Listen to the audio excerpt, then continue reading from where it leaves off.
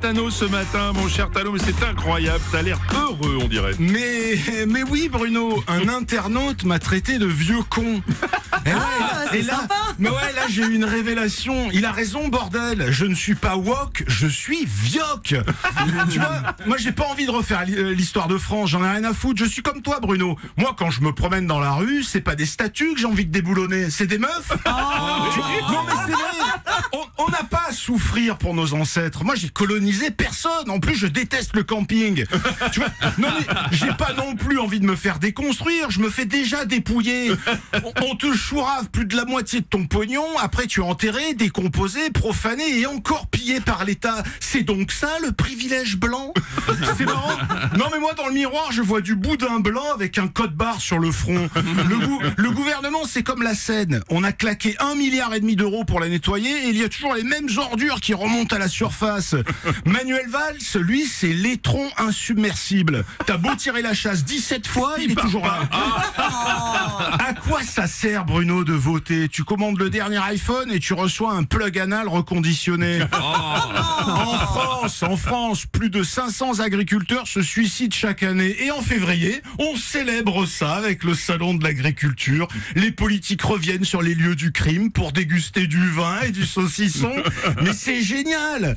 Et justement, quand t'es pas en train de remplir la chambre froide de Gérard Larcher, on sponsorise carrément le diable avec Rima Hassan, l'ambassadrice des monosourcils islamistes, et sa servante Mathilde Panot, qui rêve d'être calife à la place du calife, mais qui serait parfaite dans le film Seul avec un Mars. Ouais, on va encore te traiter de grossophobe. Hein, Mais je ne peux pas être grossophobe. Je viens de te dire, je suis vioque. Ah oui, t'es vioque. Oui. Bruno, le terme woke, c'est de l'anglais. Ça veut dire réveillé. Moi, je suis fatigué. Fatigué de ce nouvel ordre moral à gerber ton steak tartare sur un portrait d'Aymeric Caron. Quand je regarde mon téléphone, j'ai pas envie de culpabiliser. J'ai rien fait, moi. J'ai pas salopé toute la planète. Bruno, est-ce que j'ai une tête de chinois? Non, mais fais attention, c'est raciste, Tano. Mais je ne peux pas être raciste. Je suis vioque. Ah oui, t'es vioque. Le vioquisme dénonce toute forme d'injustice et de discrimination subie par les hommes comme moi qui aiment dépenser les miettes que lui laisse l'État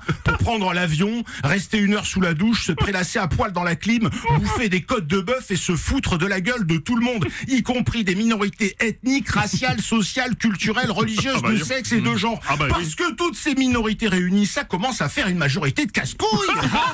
Bon, pour conclure, pourrais-tu nous partager une note d'optimisme quand même dont tu as le secret? Alors oui.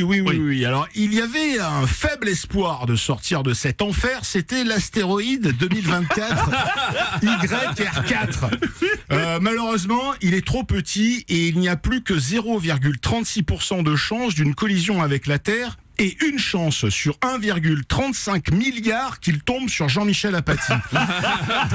Mais si un jour un astéroïde menace vraiment la planète tout entière, finalement je ne sais pas ce qui serait le plus cocasse, de voir la tronche des gauchistes suppliant Elon Musk de les sauver, ou d'imaginer les milliardaires sortir de leur bunker et reconstruire à l'identique ce monde de merde.